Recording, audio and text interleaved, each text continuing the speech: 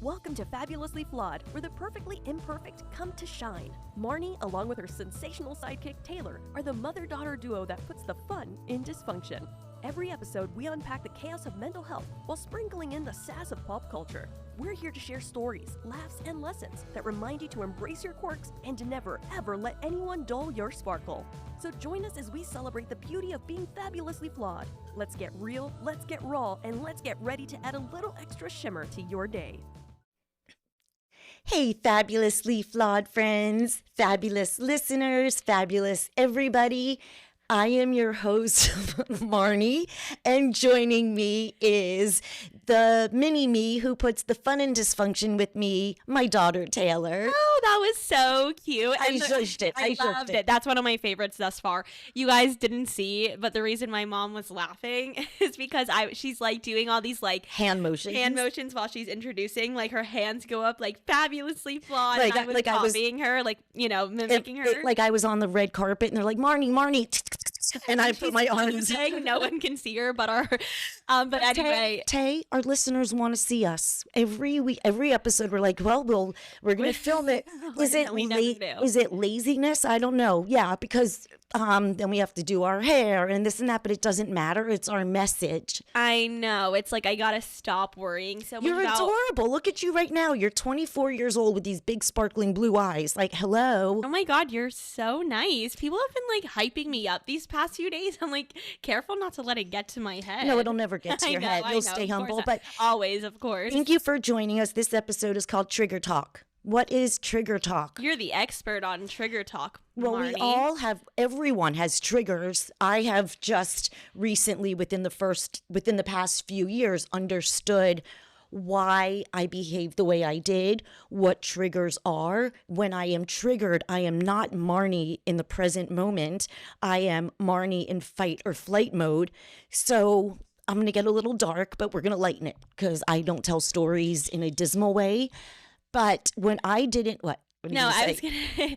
It's funny. Yeah, you don't. You talk about such serious, like depressing, like I'm talking about frozen yogurt, insane topics. Like you're talking about, frozen yogurt. I know. So it's funny. It's like I've laid on a floor in a fetal position crying for months of depression. And then, oh my God, the flavor of the froyo at Menchie's. Like it's the same. They kind of just overlap. The same tone of voice. Yeah. Same overlap. Exactly. Do you think that's part of my autism that I might have? Like, I think. Yeah, my mom is convinced that she has a touch of autism in her. I don't think so, Mom. Well, not like severe, but I do believe from my sensories and all that kind of stuff. Yeah, maybe it's autism or your brain is just messed the fuck up. I didn't stand a chance. You don't. I'm so sorry. From the minute I was conceived, there was just trouble. I was behind the eight ball. I know. But I'm still here sparkling, guys. I'm still here sparkling. I know. You're sparkling as bright as ever. So here's what would happen. Let's say I would say to, or my family, I'm so upset about something, and I watched something on TV like a siren, woo, woo, and it made me feel back to when I was left homeless, when I was left on the internet, I was left on the interstate. Yeah. And so when I would hear, for example, sirens, my body would react. We don't realize it. It's so subconscious. And now I am taken back to 17-year-old Marni, and I have you looking at me and Dad looking at me going, what's wrong with you? I'm not feeling good right now. Well, why? Everything's fine. So the more you yelled at me, 17-year-old Marni would cry, get hysterical. So now you're not arguing. So, yeah, but let me say from my point of view, this is what I saw. I'm not saying I was right. In fact, I was very wrong. Well, but there's no awareness. So there's no right or wrong. But I would see you in this, you don't have to work. You have this beautiful life. Amazing children, amazing husband. I'm just telling you what I saw. Of course, what the world sees. Right, you have this quote-unquote picture-perfect life. What does Marni have to worry about? And then I'd see you get so upset and down about things. I'm like, why? You look at your life. Why are you so upset? Not real. I feel so bad now. Oh, sweetheart, no. That was my thought process, especially as a young adult, teenager. I didn't know. The whole world. That's why nobody talks about depression, because they see people that are happy and jovial and free spirit. And depression doesn't discriminate with age, race, color, gender. It doesn't matter. Economic status, especially. I think that's really important to reiterate. Huge misconception is that while money can make your life easier, in no way, shape, or form will it ever, fill that void or hole that makes you feel that darkness. Of course, it's, but when you learn what triggers are, you're now able. Awareness is so key. Can I yes, say of something? course. So while I'm so blessed, truly, like so beyond blessed and fortunate to say that my triggers are nowhere near as intense as yours. But for example, like, thank you for, you're kind of like getting me to think about this. I have a trigger when I'm on the road. So quick backstory, really quick. I've been driving since I was 15. Okay, I'm going to be 25 in a couple months. Wow, like 6 weeks actually. Wow, okay. Anyway, yeah, January 3rd, and it's November like 14. So yeah, we're getting there. Anyway, I've been driving for like 7 years and I never gotten a flat tire ever. And then all of a sudden I start getting flat tires like every few months, and I've had like 6 or 7 now in the past couple years. It's like Murphy's Law when you think about it. It's really, really weird. And I've gotten new tires and whatever, the list goes on. Anyway, what I'm trying to get at is every time I'm driving on the road and I like go over like a bump or something, I'm not kidding, guys, like my heart drops and I get this like wave of anxiety and worrisome that I'm like, oh my God, I just haven't. It doesn't sound as extreme, but it is. When I'm driving, I get so paranoid that I'm going to get another flat tire. It's like I have terrible. Something in your everyday world that you don't realize that I see. What is it? You know what's a trigger for you? When you go to make pasta or something and you have the broth to use it instead of water for flavor, you see me and you like want to hide it. Like you're afraid to show me. That's such a trigger. Think about it. Like, oh my God, because you used to tell me how bloated I always look. Exactly. Well, no, I would say sodium makes us bloated. True. We're allergic, in quotes. No, we do. We're so susceptible to bloating from sodium. So when you would put salt on salt, I'm like, what are you doing? So when you were making pasta yesterday, when I was sitting with Brie, when you have the broth box or whatever in your hand, you like don't want me to see it. Really? Yep. You don't realize that's a trigger. Oh my God, am I scared of you? Yes. You know what's a big trigger for me, Mom? Because I saw you so depressed. I mean, I think we've touched on this before, but I'll just say it again. When I've seen you in your lowest of lows of lows of lows, like the worst you've ever been in your life, I've seen that. And every time I see you, you will be so fine. You will be thinking of rainbows and cookies, but the look on your face won't show it. And every time I see you and you don't have a smile or something, I get so scared. I know. So scared. I'm so triggered. I know. See, the fact we're aware of it, we're able to talk about it rather than you going, remember when you used to go, what's wrong with you? I know. It's like my PTSD is worse than I thought. My PTSD in terms of seeing my mom was my war. Seeing you so depressed for so many years and having to save your life was like war to me. And that's why it was trauma. It was traumatic, and that's why it stays with me. And also because you were, and we wouldn't, I mean, I say it now because I can't believe we did it, but using you between, tell your father this, tell your mother this, you should never have been involved. When I was 21, 22, young, my parents at one point couldn't communicate with each other. I had to be the liaison. I'm like, fuck this. I'm in college. What are you doing? Like, leave me alone. And I would call you screaming big. It was horrific. It was really bad. It was a very hard time for me, and I gained 60 pounds during those rough years. There was no 988 then. That's why it's so important, because people break down, and then and there's nobody to call. I was your 988. And which you shouldn't have been. No, of course not. But you didn't. But nobody knew. This was the problem. I didn't want to be that person for you, but I love you with every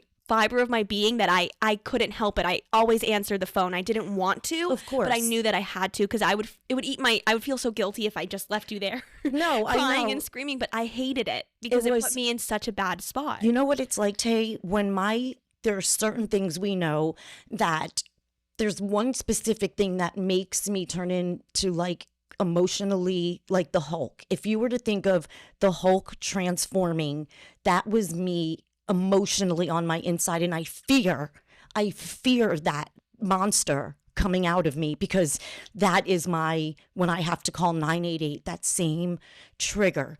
And because I've made my family so aware of it, it will never happen again. We will always be in communication with each other. For sure. Yeah, so- Everyone, my whole family now, which is my whole family, it's my brother and my dad, but we're very aware of you and everything that you And it's taken come a lot with. but a lot of people have triggers that, I say, for example, somebody, God forbid, was in an accident and the ambulance said St. Vincent's Hospital on it, and a very traumatic accident.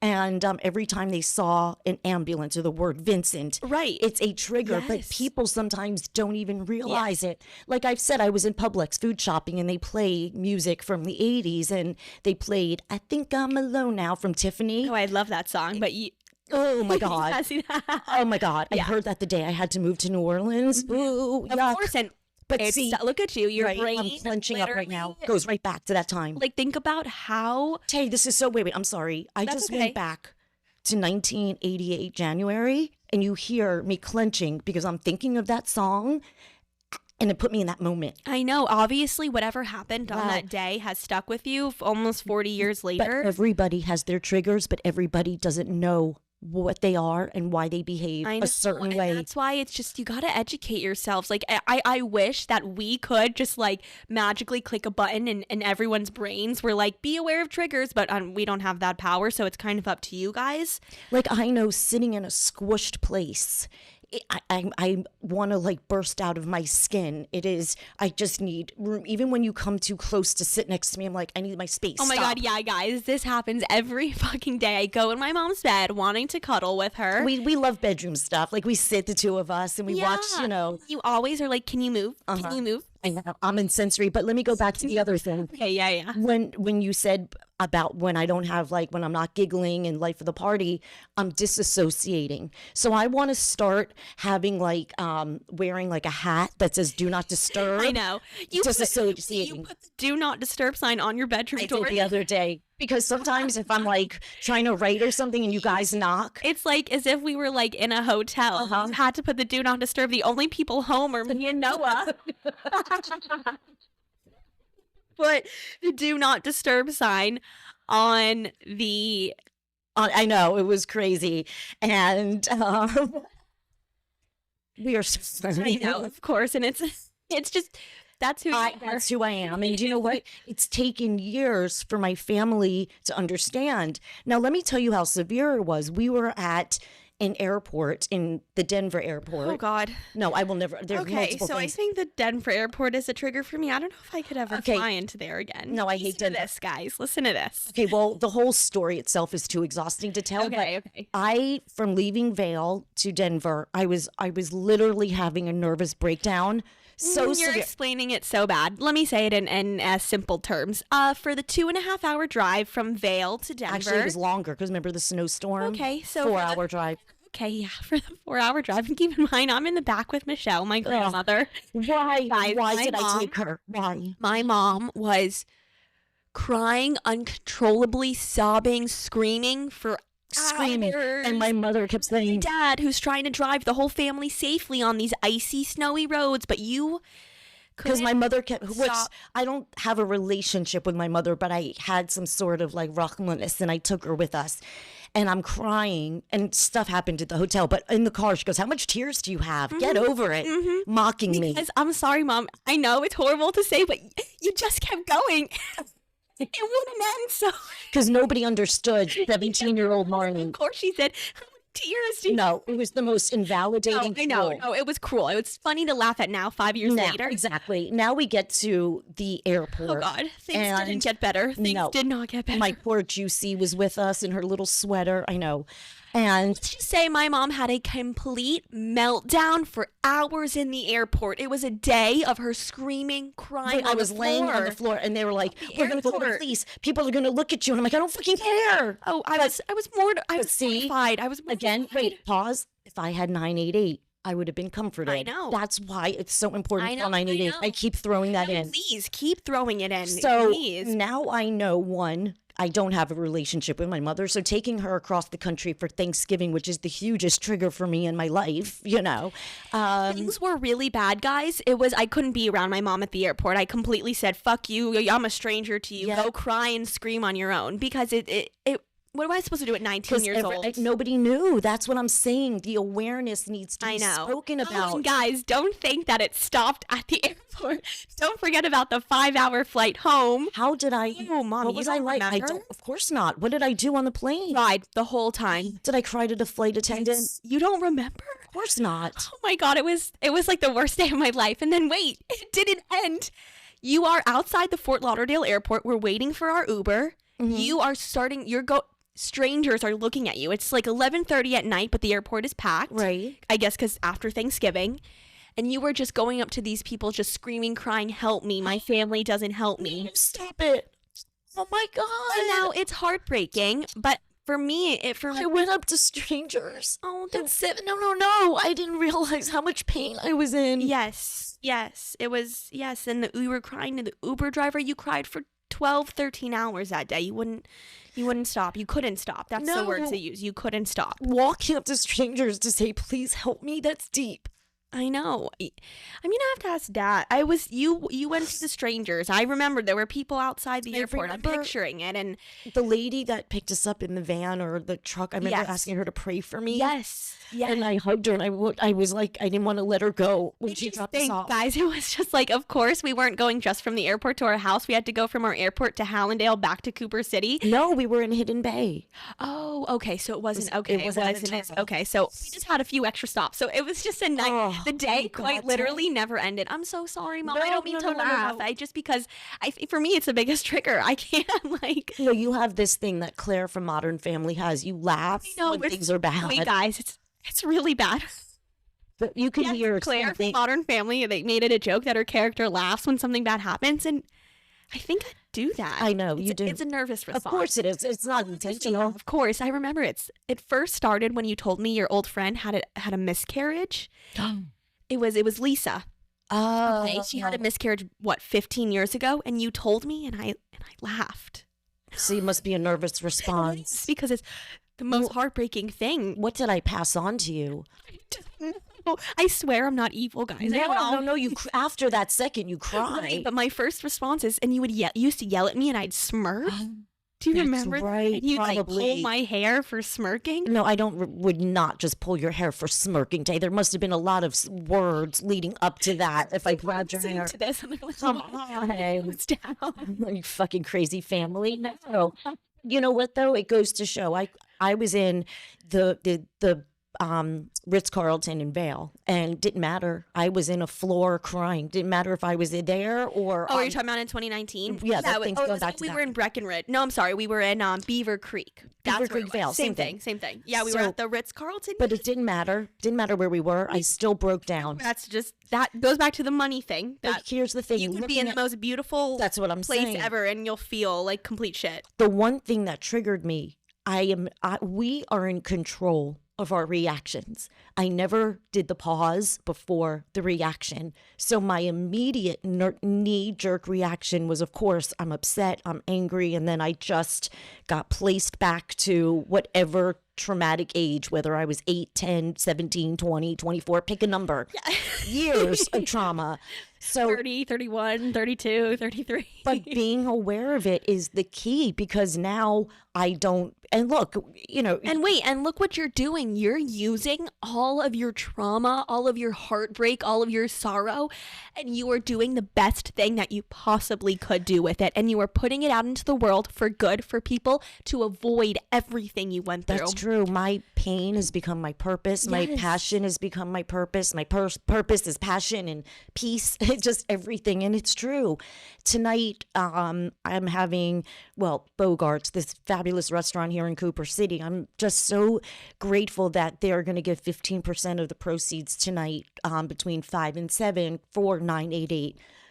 This example talking about it, can you hear now how important it is? In fact, 988, obviously, there needs to be so much more funding for it, because it's, it's getting out there, but it's not really out there, and they need more money to do that. I'm not talking politics, but the amount of money that was spent on those commercials that I almost had a nervous breakdown from, if it could have said you could save a life, call 988, there would be so many more lives saved. You know that? And it's a shame that people don't talk about it. But my one voice, if it helps one person, and it has, you then... could do, Mom. People, they do that. You can write to our legislators. You can write to the White House, and you can say, please propose legislation that protects mental health, that supports it. Please put funding into this sector of whatever. You know, you could. I just thought of myself as Elle Woods, like going to the Capitol, like, excuse me, you know, my little pretty outfit, my power pony. Wait, you're talking about the laws and everything. I'm just thinking, what should I wear? This is a perfect example of how our brains work. And you know what? This is funny, guys. My mom is very pink, glitzy glam, and my dad is very not. And I used to be all you. My brain used to think, well, what would I wear? Now I'm more on the logistics side. I've got way more of Dad's brain now, kind of infiltrated. I just thought of myself, but I'm just thinking of myself as Elle Woods. I know. The elder years, and just, you know, excuse me, legislation, you know. And I'm trying to be all serious, like, and I'm like, pass laws that help those that are suffering, and, like, and you know. Girl, it's like we need 988. Boop. Oh, you're funny. I am very you make funny. Me laugh. You do. You know what? Sometimes I crack myself up. Yeah, and that's why I think I love working or having Bree with me every day, because she's my best audience. Like, I say things and she cracks up. So she's like my one man show. She's funny too. And the three of us, we get together when I'm not hiding in my room. Mm-hmm. We pee together. I mean, I don't know what the most recent one was, but we literally come up with things that are just like, when I was like, I'm going on Ancestry, and Bree's like, you mean Glamcestry? Like, yes, my Glam sisters. That's why I'm like the third wheel so many times, because I told Brianna yesterday she's our fairy pod mother. Oh, that is so cute. Yeah, I explained last episode that she's the magic behind Fabulously Flawed. You don't understand. It's just, I talk about grateful and gratitude, like the timing. Like, I have said to her since she's 7, basic 10, I can't wait for you to run an empire for me one day, because this girl's just, I've never seen someone so capable. I know, and now almost 15 years later, it's come to fruition, and which is pretty cool. But the Brianna I work with, it's not the Brianna that I see as the little girl Brianna. She's morphed into this woman that now, I just needed your friends to grow up to be my friends. I know. You had no friends of your own, so you needed to use my people. Okay, but it worked. It's worked. Because you know what? Your favor, Mom. The close friends I did have turned out to be drug addict and went after my husband and just not loyal. Yeah, and guys, my mom, like her best friend growing up or whatever she was. It is a trigger bond. She, when you guys were divorced, when my mom and dad were divorced for a few years ago, she hit on my dad. Okay, that is the most. It makes me want to vomit. No, you don't understand. It was just, know your audience. Don't do that. She was there the day I was born. I know. Like, really? It's weird. Well, the same girl also was canoodling with another dude while his, I mean, so there's just his wife was giving birth. Oh my God. I mean, it's bad. So there are people. So evil. Well, she's gotten her karma. Let me You know what, though? I don't wish anyone bad. I mean, it's not, but she did it to herself. Do you know what? Karma's my boyfriend. Karma's a god. Karma is the breeze in my hair on a weekend. Karma's a relaxing thought. Aren't you envious that for you it's not? Do you know what? Somebody wrote in on my Swifty over 50 page. Okay, continue. What does that lyric mean? Aren't you envious? You know, and I said, because some people, when you trust the universe, you know karma takes care of anything. You don't have to do anything. Just live your life and karma steps in. So that's when aren't you envious for you? It's not, because she's able to live her life knowing, look, what goes around comes around. I've seen it. Taylor Allison Swift has seen it. I explained it to my Swifties over 50s. I know. Wait, I'm in this group and my friend from high school, Nikki, pops up. She goes, isn't this fun? And I'm like, oh my gosh, somebody knows that I'm here. No, I don't care. I'm proud of it. But it was like, do you ever write on Facebook or Instagram and someone is in the same group, but it's like around the world, like houses we love? And then you're like, oh my God, gorgeous. And someone from your life comments on your thing. So no, because that's more of like a your age is in like those Facebook pages, but I know what you're talking about. I mean, for sure it's like, I know you from PTA, like not in my, anorexia support group, or whatever. Or my eating disorder thing. Are you in an eating disorder page? You should be. I am. I am in a page for everything. For everything. I'm in one for witches. I am one for Wait, so listen to this. This is funny. So there's this comedian and he's a podcaster. Do you know Tim Dillon? no. Okay, so he's actually gay. So, and I say that because it makes some of the things he says better, because like when you're gay, you just have a pass sometimes. And he's hysterical, Mom. I listened to his podcast, part of it, the other day when he's talking about the election, and he's like, I'm sorry, but how you were saying there's Facebook pages for everything. Right. He's like, there are hotlines for everything. Like if you are like a green ogre from Ireland, there's a suicide hotline for you. Yeah, if you are like a transgender person from Indianapolis, there is a hotline. He was saying that for, he's like, If you can't stop eating broccoli and your head's turning green, there's a hotline. So he was just saying it in his funny comedic That's way. very funny. And there was like, he kind of making fun of all the different, there's things. something for everybody. Yes, and I bring up the fact that he's gay because I just feel like he's not just like an asshole straight guy who's like shitting on everything. It's like, Of course not. gay people are just like automatically better. So Do you know what? Throwing that detail in there because it's funny. Yeah. It's funny. These people, these white rickety people. I'm not talking politics. I'm just talking about human kindness. Yeah. These white rickety people. Oh, they don't even deserve a thank you button. They're trying to tell people you are not human, and we are deciding if you should have human rights. Now, the people who come out being gay are the most brave people. They are the brave ones, not the rickety old men.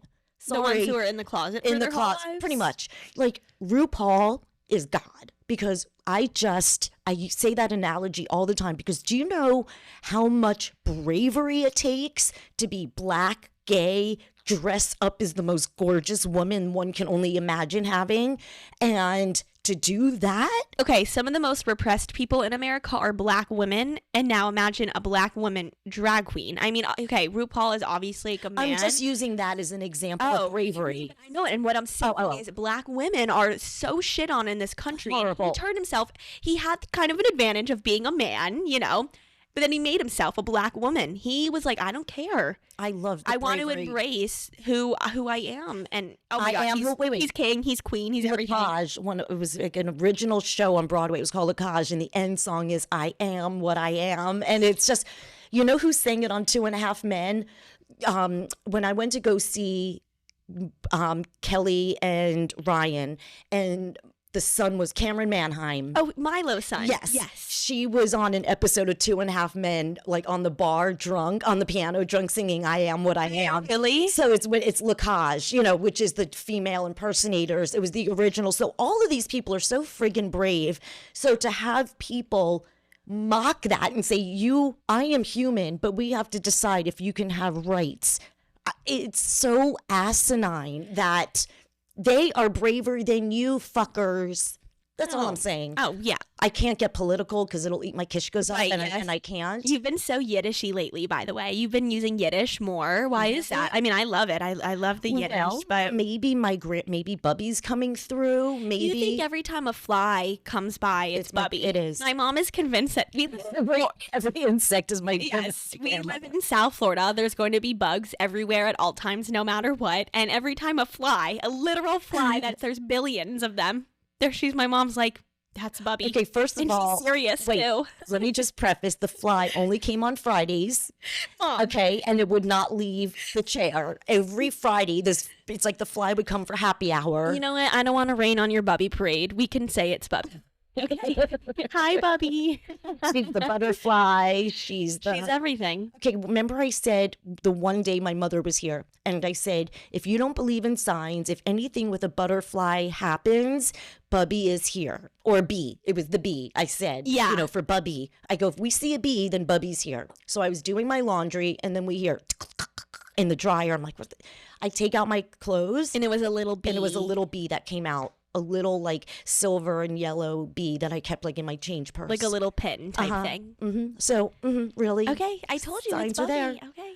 So Anyway. believe in your own magic. It doesn't matter if anyone else believes. If I do, then you know what? Doesn't matter. Does it harm you? No, that's so special and wholesome. Okay, I don't want to Right? dull your magic, your bubby magic. No, and Bubby and Bubbles, and never let anyone burst your bubble. Never let any. Oh, next week's all Wicked week, so we're getting your Glinda Next bubble. time you hear us, it'll be 2 days until we see Wicked. Right No. now we're at 7. Get in your Glinda bubble, and Get never in your let- Glinda bubble, folks. Look. Get ready to poppity dop dop. We couldn't have a Wicked movie if Glinda let anyone burst her bubble. So she she didn't did let it. anyone burst her Shout bubble, out Glinda. and never, ever, ever, ever, ever, ever, ever, ever. Wow, you really said that one with a lot of passion. I did.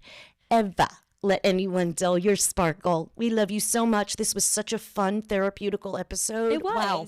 I just went deep into something. You so did. thank you. I'm sorry to bring up those repressed memories okay. from Colorado. That's okay, guys. But remember, 988 is out there. It's 911 for the brain. If you're suffering, whether you are suicidal or just distressed, or you know someone, please, for the love of God, use it. It saved my life and it could save yours. I love you guys. Keep sparkling. Bye. Thank you for tuning in to Fabulously Flawed. Remember, every Tuesday and Thursday, it's your time to join Marni and Taylor, the mother-daughter duo that's redefining family time with a twist, putting the fun in dysfunction, one episode at a time. Craving more? Visit us at fabulouslyflawed.com. And don't miss out on the feel-good vibes with our exclusive merch at fabulouslyflawed.net. That's with 2 Ds on Etsy. Keep your sparkles shining and spread that fabulous energy.